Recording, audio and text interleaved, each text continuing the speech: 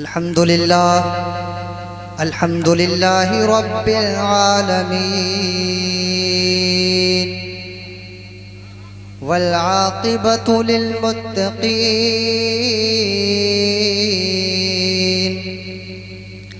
वस्सलातु वस्सलामु अला सय्यिदिल मुरसलीन वल्हम्दुलिल्लाहि रब्बिल आलमीन।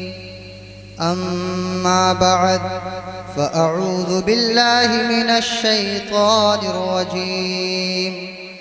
बिस्मिल्लाहिर रहमानिर रहीम। या अय्युहल्लज़ीना आमनु उद्खुलू फ़िस्सिल्मि काफ़्फ़ह सदक़ल्लाहुल अज़ीम। गौसे आज़म बमने बेसरो सामा मददे क़िबले दी मददे काबे मा मददे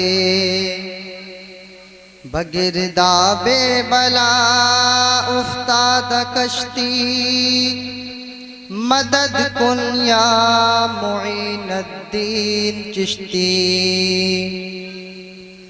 क़ादिरियम नारे गौसे आज़मी ज़नम दमज़े शेख अहमद रज़ा खां क़ुत्ब आलमी ज़नम।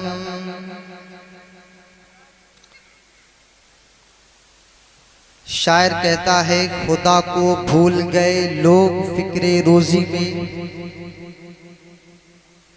खुदा को भूल गए लोग फिक्रे रोज़ी में। ख़याले रिज़्क़ है रज़्ज़ाक़ का ख़याल नहीं, और रिज़्क़ खुदा खाया किया फरमाने हक़ टाला किया। रिज़्क़ खुदा खाया किया फरमाने हक़ टाला किया। शुक्र करम तरसे सज़ा ये भी नहीं वो भी नहीं। शायर कहता है कोई गुल बाकी रहेगा ना चमन रह जाएगा, पर रसूलुल्लाह का दीने हसन रह जाएगा। और जो पढ़ेगा साहिबे लौलाक के ऊपर दुरूद, आग से महफूज उसका तन बदन रह जाएगा। आग से महफूज उसका तन बदन रह जाएगा। और शायर कहता है निसार तेरी चहल पहल पर हजारों ईदे रबीउल अव्वल, निसार तेरी चहल पहल पर हजारों ईदे रबीउल अव्वल। सिवाय इब्लीस के जहां में सभी तो खुशियां मना रहे हैं, सिवाय इब्लीस के जहां में सभी तो खुशियां मना रहे हैं। शायर क्या खूब प्यारे अंदाज में फरमाता है कि जिधर जिधर भी गए वो करम ही करते गए, जिधर जिधर भी गए वो करम ही करते गए। किसी ने मांगा या ना मांगा वो झोली भरते गए। रहमत रसूल पाक की हर शय पे आम है, रहमत रसूल पाक की हर शय पे आम है। फूलों पे हर शजर पे मोहम्मद का नाम है, फूलों पे हर शजर पे मोहम्मद का नाम है। मोहतरम सामाईन इकराम, मैंने जिस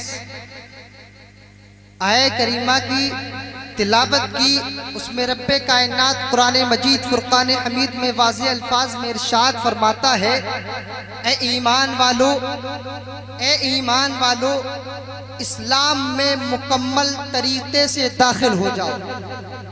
ए ईमान वालो, इस्लाम में मुकम्मल तरीके से दाखिल हो जाओ। एक तरफ रब्बे कायनात फरमा रहा है या अय्युहल्लज़ीना आमनु, ए ईमान वालो। दूसरी तरफ फरमा रहा है इस्लाम में दाखिल हो जाओ। गौर करना, रब्बे कायनात कुरान मुक़द्दस में फरमा रहा है पहले ईमान वालों से, जो ईमान वाले हैं उन्हीं से फरमा रहा है इस्लाम में मुकम्मल तरीके से दाखिल हो जाओ।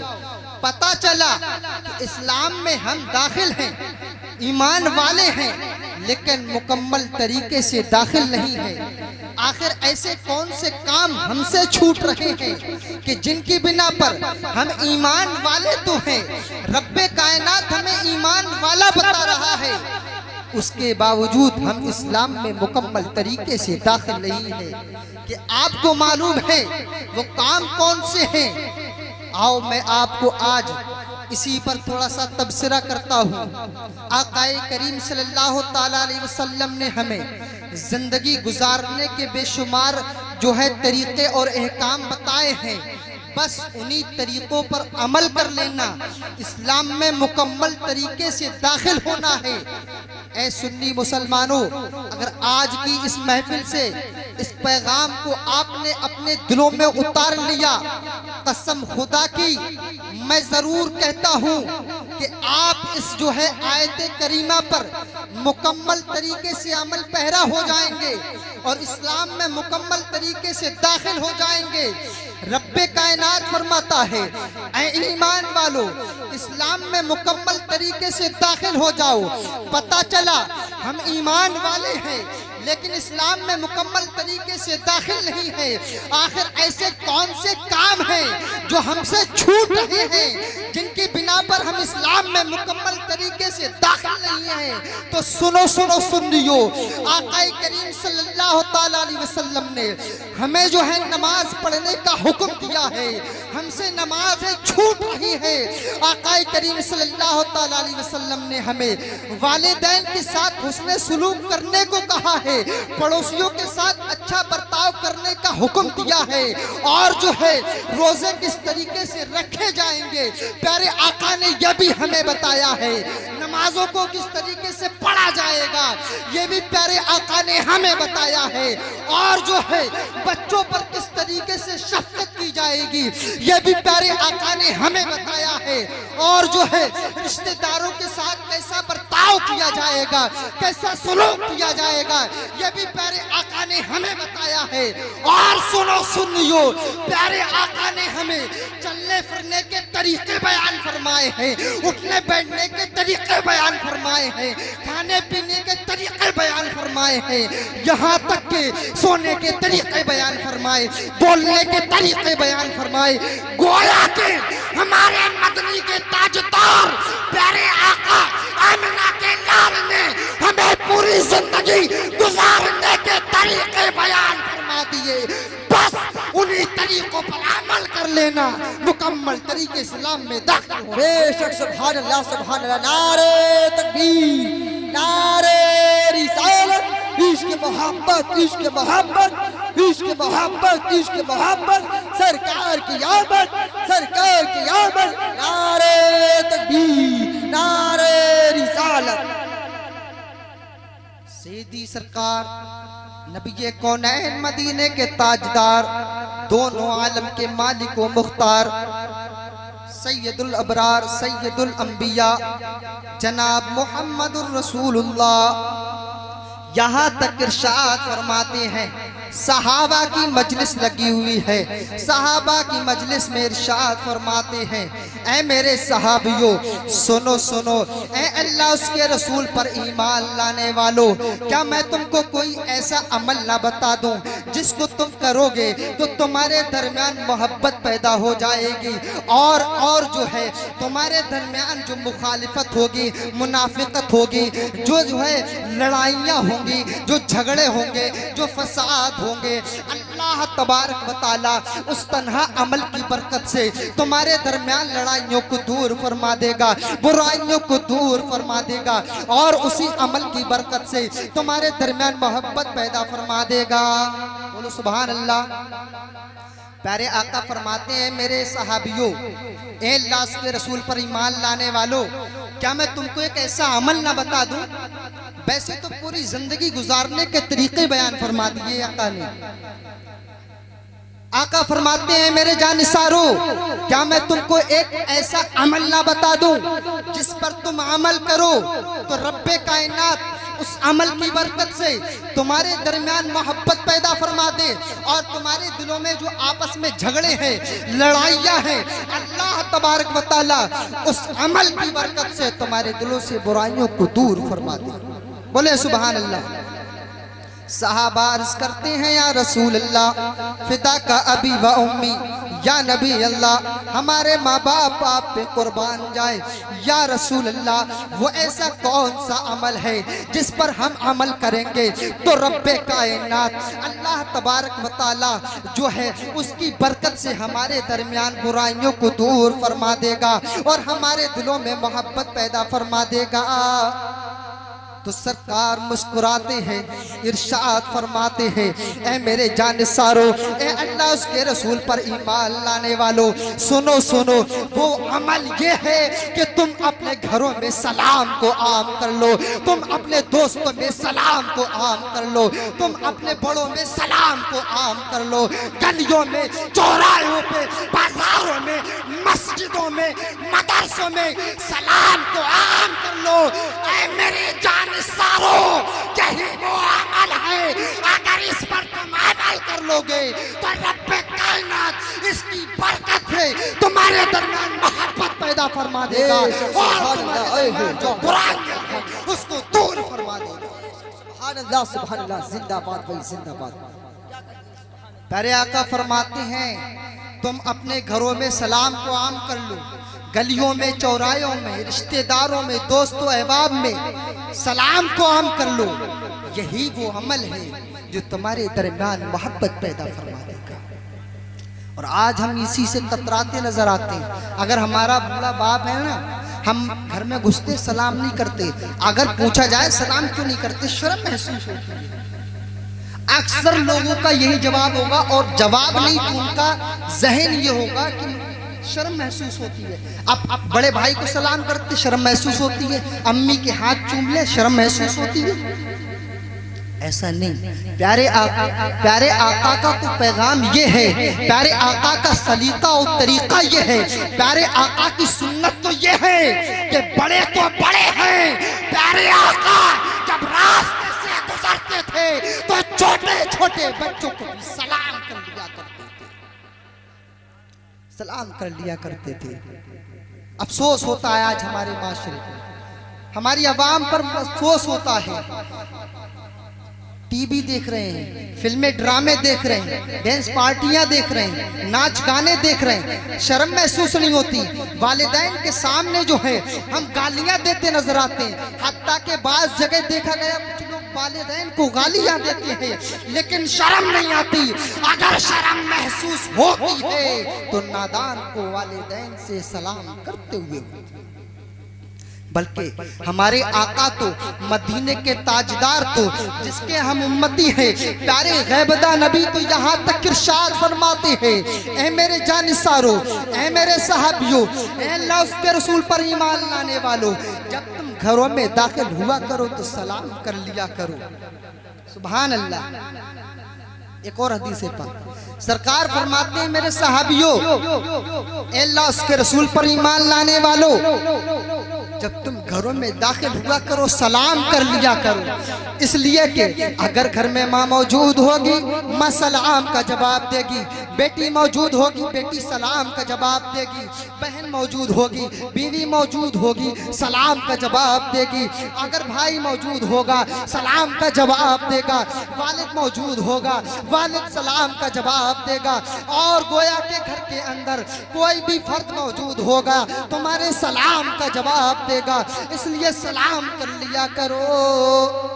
तो सहाबा अर्ज करते हैं, या रसूल अल्लाह फिदा का अबी व उम्मी, या रसूल अल्लाह अगर घर में कोई भी फर्द मौजूद हो सलाम कर लिया जाए। या रसूल अल्लाह एक बात पूछना है, एक बात पूछना है, एक मसला अर्ज करना है।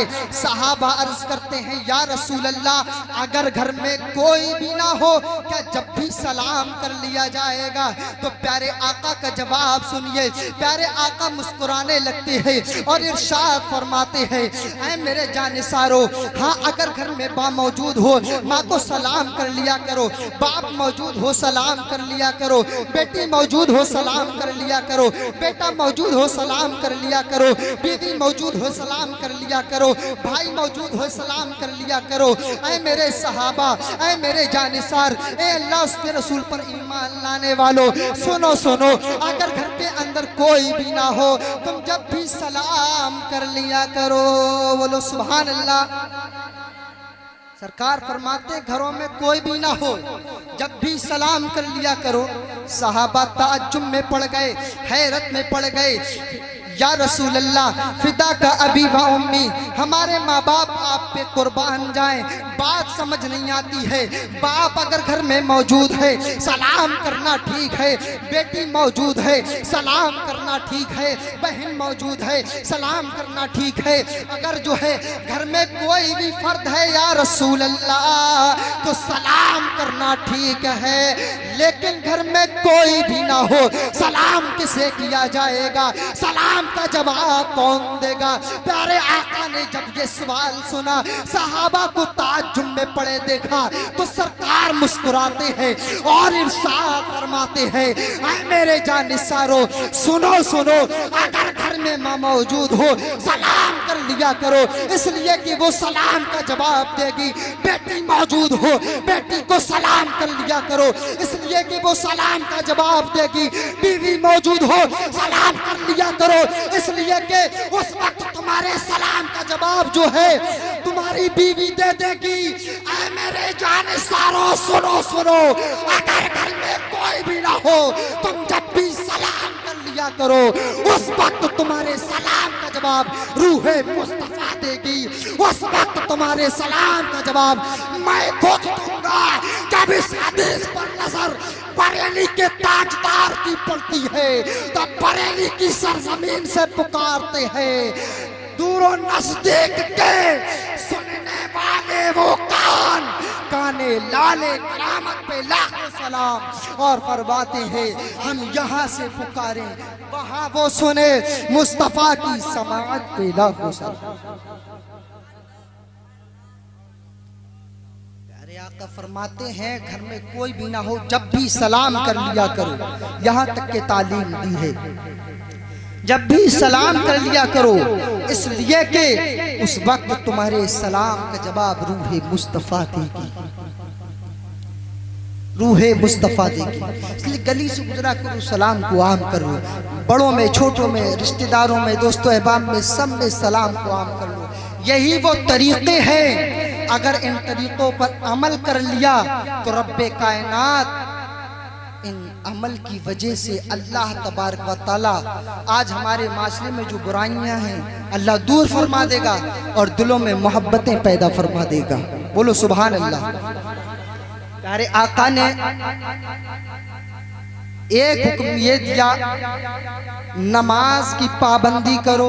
प्यारे आका ने एक हुक्म ये दिया, रमजान के रोजे रखो, इस साहिबे इस्तिताअत हो तो हज व ज़कात भी दो, हज व ज़कात भी अदा करो। है नहीं, इस्लाम में ईमान लाने के बाद 4 अरकान हम पर जो है फर्ज है, 4 फर्ज है जिन्हें हमें अदा करना है। इनकी पाबंदी करो, नमाज की पाबंदी करो। प्यारे आका सल्लल्लाहु ताला अलैहि वसल्लम ने बड़ी कुर्बानियाँ दी हैं। ऐ सुन्नी मुसलमानों, नमाज हम तक जो आसानी से पहुँची है इसमें प्यारे आका ने बड़ी तकलीफ़ें बर्दाश्त की है। रोज़े हम तक पहुँचे हैं, इस्लाम हम तक पहुँचा है, ईमान हम तक पहुँचा है, रहमान जैसा माबूद हम तक पहुँचा है, और जो है ये दुनिया की जाहो जलाल, ये दुनिया की नेमत, ये इस्लाम की दौलत जो हम तक पहुँची है, ये कुरान की दौलत जो हम तक पहुँची है, ये ऐसे ही नहीं पहुँची। इसकी खातिर जो प्यारे आका ने बड़ी तकलीफ़ें बर्दाश्त की है। बस आखिरी बात मैं आपको बता दूं, प्यारे आका ने कितनी, एक हदीस, सिर्फ एक हदीस लेकर के प्यारे आका ने कितनी मशक्क़तें बर्दाश्त की हैं हम तक इस्लाम पहुंचाने की खातिर। जब पूरी दुनिया में इस्लाम मौजूद नहीं था, इस्लाम का बोलबाला नहीं था, प्यारे आका दुनिया में 12 रबीउल अव्वल शरीफ को पैदा हुए, दुनिया में तशरीफ लाए। जब आपकी उम्र जो है 40 वर्ष की होती है, उससे पहले आपने डुब छिप करके जो है इस्लाम जो है फैलाना शुरू किया। लोग ईमान नहीं लाए, बल्कि हुआ ये था कि लोग जो है बल्कि तंज दिया करते थे, सरकार को तरह तरह से सताया करते थे और जो है सरकार को तकलीफें दिया करते थे। उन्हीं तकलीफों में से एक तकलीफ, सिर्फ एक तकलीफ आपको बताता हूँ, जो सरकार सल्लल्लाहु अलैहि वसल्लम ने हम तक इस्लाम की दौलत पहुँचाने में बर्दाश्त की है। जो प्यारे आका ने हम तक इस्लाम की दौलत, ईमान की दौलत, कुरान की दौलत हम तक पहुँचाने में, नमाज जैसी दौलत हम तक पहुँचाने में मेहनत और मशक्कत बर्दाश्त की है। आओ सुन लियो, तुम्हें बताता हूँ। सरकार सल्लल्लाहु अलैहि वसल्लम जब मक्का में इस्लाम फैला रहे थे, इस्लाम की दावत दे रहे थे, कुरान और हदीस की दावत दे रहे थे, एक माबूद की तरफ बुला रहे थे, तो पता है जब कुफारे मक्का ने इस्लाम कबूल ना किया, इस्तेहजा किया, आपकी हंसी उड़ाई, आपका मजाक उड़ाया, बल्कि आपको सताया, तो प्यारे आका ने काबा शरीफ के पास एक ताइफ बस्ती मौजूद थी, एक ताइफ बस्ती थी, छोटा सा गांव समझ ले अपनी जबान में। काबा शरीफ के पास एक छोटा सा गांव बसा हुआ था जिसे ताइफ बोलते थे। ताइफ सोचा जब मक्का वाले इस्लाम कबूल नहीं कर रहे हैं तो चलो चलते हैं ताइफ की बस्ती की ओर, हो सकता है ताइफ वाले इस्लाम कबूल कर लें, उसके बाद मक्का वाले भी इस्लाम कबूल कर लें, क्योंकि जब दूसरे लोग साथ होंगे तो मक्का वाले भी सोचेंगे उन्होंने इस्लाम कबूल किया, कुछ तो बात है, कुछ तो हक़ानियत है। जो ताइफ वालों ने इस्लाम कबूल कर लिया तब तो इस्लाम कबूल कर लेंगे मक्का वाले। तो प्यारे आका ने मक्का छोड़ के ताइफ का रुख किया, वहां इस्लाम देने की गर्ज से, इस्लाम की दौलत उन तक पहुंचाने के मकसद से ताइफ जो बस्ती है मक्का से थोड़े से दूरी फासले पर है, आपने उस तरफ रुख किया और चलते गए। जब ताइफ की बस्ती में पहुंचते हैं, ताइफ की बस्ती में पहुंचने के बाद आपने जो है वहां के सरदारान से जब बात की है तो सरदारान जो है हंस पड़े और यहाँ तक नहीं आपका मजाक भी उड़ाया, और यहाँ तक नहीं आपको जो है अपने घर के दरवाजे से अलग हटा दिया, यहाँ तक के उनका दिल नहीं भरा। किताब गवाह है, तारीख गवाह है, और आप गवाह है, अहादीस करीमा गवाह है, उनका जुल्म यही नहीं रुका, उनकी मजाक यही नहीं, और जो है उनका दिल यही नहीं भरा। प्यारे आका सल्लल्लाहु अलैहि वसल्लम के पीछे ऐ सुन्नी मुसलमानों गौर करना, आप तक अगर आपके जो है जहन में सिर्फ ये हदीस बैठ गई तो यकीन से कहता हूँ आप नमाज को नहीं छोड़ोगे, रमजान के रोजों को नहीं छोड़ोगे, गुनाहों के काम में मुलव्विस नहीं होगे, बल्कि हमेशा अपने ईमान को मजबूत करने की कोशिश करोगे।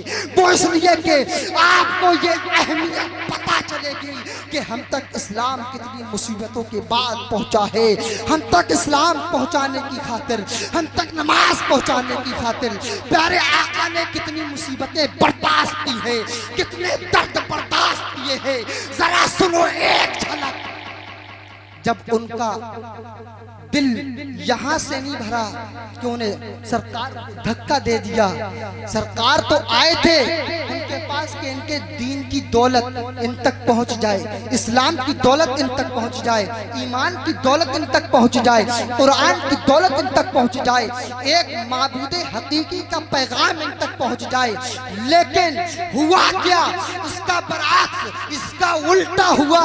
उन्होंने इस्लाम तो कबूल नहीं किया तो जाने भी ना दिया, बल्कि जवान जवान जो लड़के थे ताइफ के लड़कों को इकट्ठा किया, उनके हाथों में पत्थर थमाए और उन लड़कों से कहा ये जो मोहम्मद है ये अपना इस्लाम कबूल कराने के लिए ताइफ में आया है, इसे इतना मारो कि ये दोबारा ताइफ का रुख ना करे। तारीख गवाह है उन जाहिलों ने, मक्कारों ने, अय्यारों ने, अय्याश बदमाशों ने सरकार सल्लल्लाहु ताला अलैहि वसल्लम पर इतना जुल्म और तशद्दुद किया है, पत्थरों की बौछार की है कि तारीख गवाह है। कभी पत्थर जो है आपकी पेशानी पर लगते हैं, कभी पत्थर जो है आपकी पुश्ते मुबारक पर लगते हैं, कभी आपके सीना मुबारक पर लगते हैं, कभी आपके जो है आपके रुखसार मुबारक गालों पर लगते हैं, कभी पत्थर आपके हाथों पर लगते हैं। चारों तरफ से वो दीवाने, वो जो है वो मक्कार अय्यार पत्थरों की बौछार कर रहे हैं। आपके साथ एक सहाबी है जिनका नाम जो है हजरत ज़ैद बिन हारिसा है।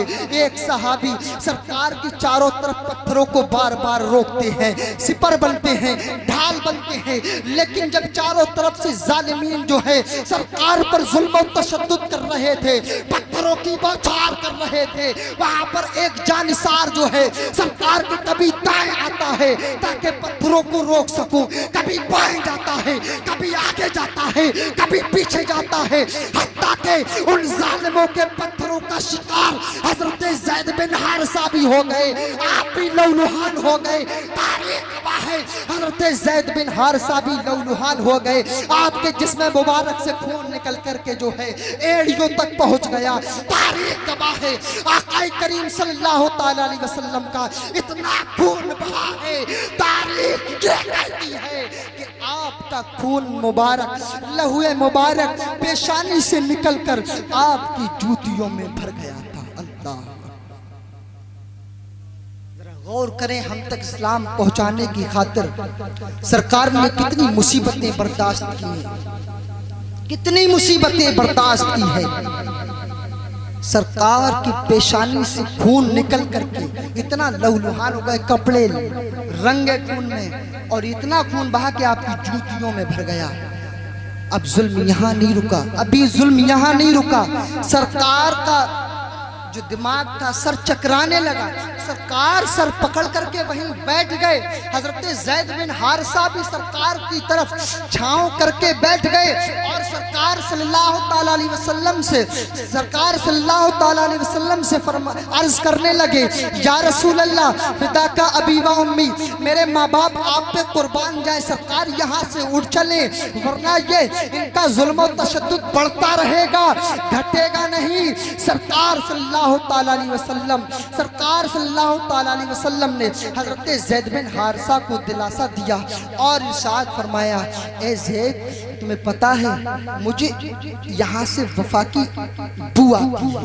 ताइफ वालों ने आप पर इतना जुल्म और तशद्दुद किया है, मुझे हुक्म दे, मैं पानी बरसाने वाला हूँ, आंधी तूफान लाने वाला हूँ, मुझे हुक्म दे, ऐसा तूफान लेकर के आऊँ। ये ताइफ बस्ती जो है दो पहाड़ों के दरमियान बसी हुई है, ऐसा तूफान लेकर के आऊंगा, ये पहाड़ आपस में टकरा करके इस बस्ती को रेजा रेजा कर देंगे, ये बस्ती नीस्त नाबूद हो जाएगी। सरकार फरमाते हैं, नहीं, मैं दोनों आलमीन के लिए मैं रहमत बन करके आया हूँ, नहीं, मैं ऐसा नहीं चाहता, बल्कि मुझे यकीन है इन्हीं के औलादों में, इनकी नस्लों में मेरा कलमा पढ़ने वाले होंगे। बताना यह था, जिस आका ने हमारी खातिर इतनी सऊबतें, इतनी मुश्किलें, इतनी मुसीबतें बर्दाश्त की, आज हम उन्हीं की आंखों की ठंडक नमाज है उस पर अमल नहीं करते। प्यारे आका ने फरमाया, नमाज की पाबंदी करो, हम नमाज नहीं पढ़ते। प्यारे आका ने फरमाया, वालिदैन के साथ हुस्न सलूक करो, हम आज वालिदैन को गालियां देते नजर आते। प्यारे आका ने सलाम, एक दूसरे को सलाम करने की जो है अहकाम बतलाए, हम एक दूसरे सलाम करने में कतराते नजर आते, खासकर अपने बड़ों से सलाम करने में कतराते नजर आते। हमें सलाम करना चाहिए, हम सरकार की उम्मत में हैं, लेकिन इसी जमीन पर आखिरी बात करें, इसी जमीन पर कुछ लोग ऐसे भी हैं, 24 नंबरी कहा जाता है, वो सरकार की पैदाइश की खुशी ही मनाना शिर्क व बिदअत बताते हैं। बताओ कैसे लोग हैं, कैसे नादान लोग हैं। उसी नबी, जिस नबी ने हमारी खातिर हमारे गुनाहों को याद करके 63 साल जिंदगी आंसुओं में गुजार दी, उसी नबी का कलमा पढ़ने वाले कुछ ऐसे भी हैं सुरुए ज़मीन पर जो सरकार की मिलाद बनाने को, सरकार की पैदाइश की खुशी, सरकार की पैदाइश का जश्न मनाने को शिर्क व बिदअत बताते हैं।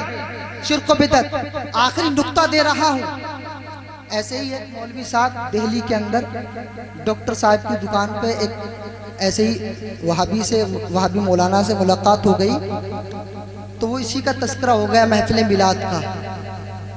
आखिरी बात कर रहा हूँ मैं, महफिल मिलाद का तस्करा हो गया तो वो कहने लगा हाँ ये शिर्क व बिदअत है, हालांकि हम भी सुन्नी हैं, हनफी हैं, अहले सुन्नत वल जमात से। हमने कहा बिल्कुल आप ना सुन्नी हैं, ना हनफी हैं, ना अहले सुन्नत वल जमात से हैं। वो इसलिए कि जो सरकार की पैदाइश ना मना सके और अपने बच्चों की जो है जन्मदिन की खुशियाँ मनाए, वो सुन्नी क्यों कर हो सकता है, वो अहले सुन्नत वल जमात क्यों कर हो सकता है, वो हनफी कैसे हो सकता है, वो प्यारे आका का वफादार कैसे हो सकता है।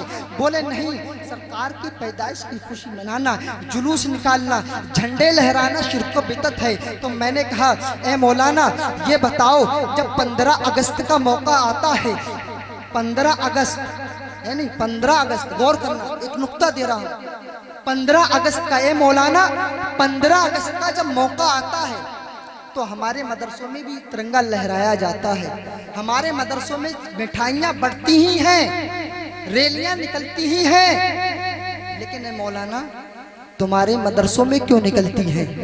ए मौलाना तुम्हारे मदरसों में तिरंगे को क्यों लहराया जाता है? तुम्हें नबी के झंडे से दुश्मनी है, चिड़न है, जलन है। तुम 15 अगस्त वाले दिन अपने मदरसों में मिठाइयाँ क्यों बांटते हो? तो उसने पता क्या जवाब दिया था?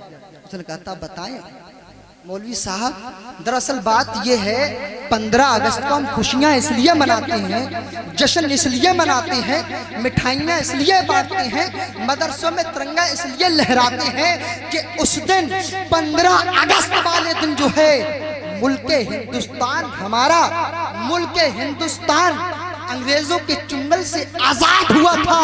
तो हमने कहा मौलाना सुनो, तुम 15 अगस्त पे मदरसों में झंडे इसलिए लहराते हो, मिठाइयाँ इसलिए बांटते हो कि उस दिन हमारा मुल्क हिंदुस्तान आजाद हुआ था। तो सुनो मौलाना, हम 12वीं शरीफ पे झंडा इसलिए लहराते हैं, झंडा इसलिए उठाते हैं, मिठाइयाँ इसलिए बांटते हैं, लंगर इसलिए लुटाते हैं, जुलूस और रैलियाँ इसलिए निकालते हैं कि सरकार की पैदाइश के बाद सिर्फ मुल्क अरब नहीं, मुल्क हिंदुस्तान ही नहीं, इंडिया नहीं, बांग्लादेश नहीं, पाकिस्तान नहीं, अमेरिका अफ्रीका नहीं, जापान नहीं, मलेशिया नहीं, बल्कि सरकार की पैदाइश के बाद पूरी दुनिया जुल्म और तशद्दुद से आजाद हुई थी।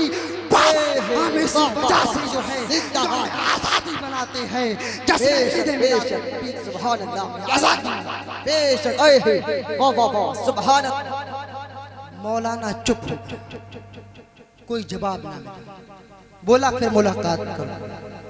डॉक्टर साहब की दवाली डॉक्टर साहब से फौरन निकल लिया, बोला फिर मुलाकात करूंगा, आप मिलना किसी।